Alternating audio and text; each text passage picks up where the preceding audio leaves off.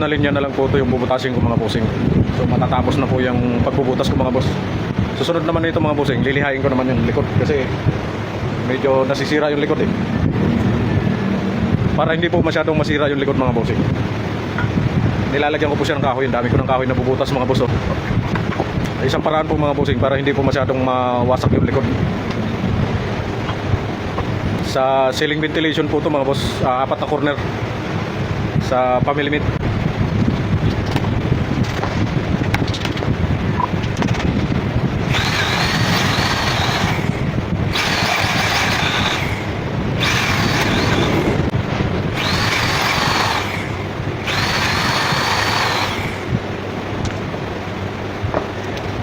So tapos na po yan mga bossing, yung pagbubutas. Ngayon lilihain ko naman po isa-isa yan mga boss, yung mga butas niyan, pati likod.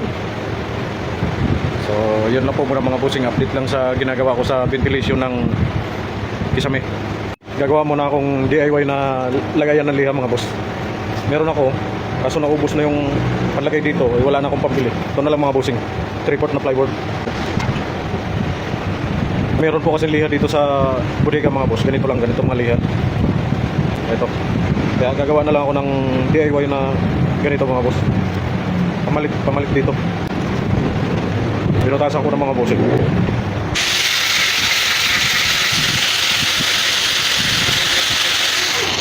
Meron pa ako isang mga bossing, kaso 1.8 lang to eh. Tumatama kasi ito mga boss.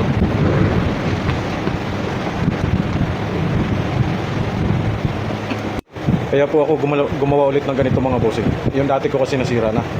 Ano kasi siya, bumabaluktot siya pag matagal na. So gumawa po ako ng bago para po dito mga boss, para sa ventilation ng kisame. Dito hindi po masyado siyang pagkaspang dito po mga bossing. Ito yung likod, malalaki yung likod mga boss. Ayan o, masyadong nawawarak yung likod. Kaya kailangan lihain mga bossing. Salamin.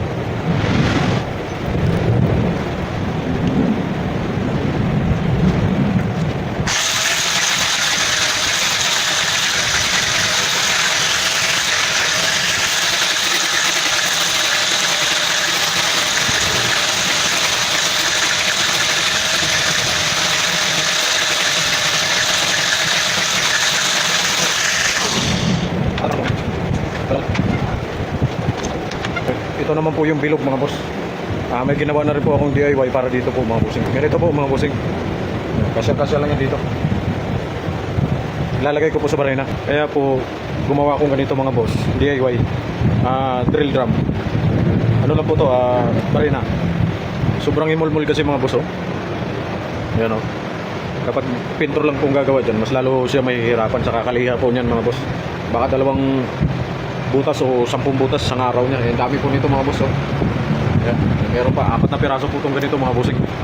Kaya inahasa ko na lang po ito mga bossing para mas mabilis. Yun nga lang, palit-palit ng ganito mga boss. Maya palit agad. Lokal lang po kasi yung liha namin mga bossing.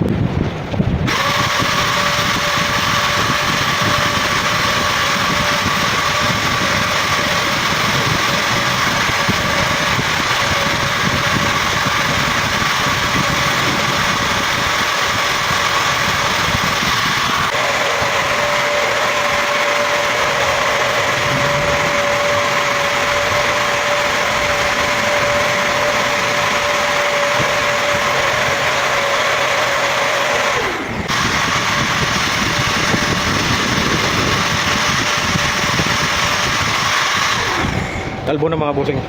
Papalitan ko lang yung liha.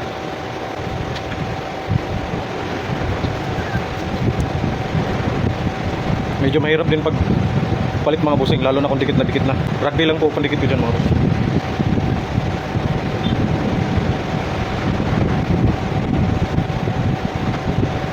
Tutuyuin ko lang po yan mga bossing para marikit talaga siya. Hindi kagad matanggal. Pwede ka nang ikabit mga boss.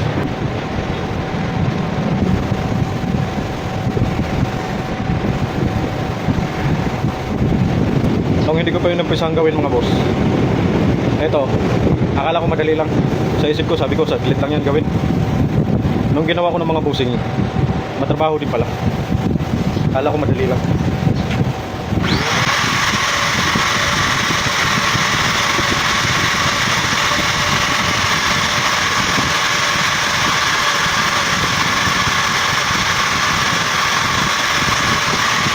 yan na po mga bossing. Tapos na po yung 4 na piraso na yun mga boss. So yan lang po mga bossing. Like, follow, share na lang po mga boss. Thank you very much po.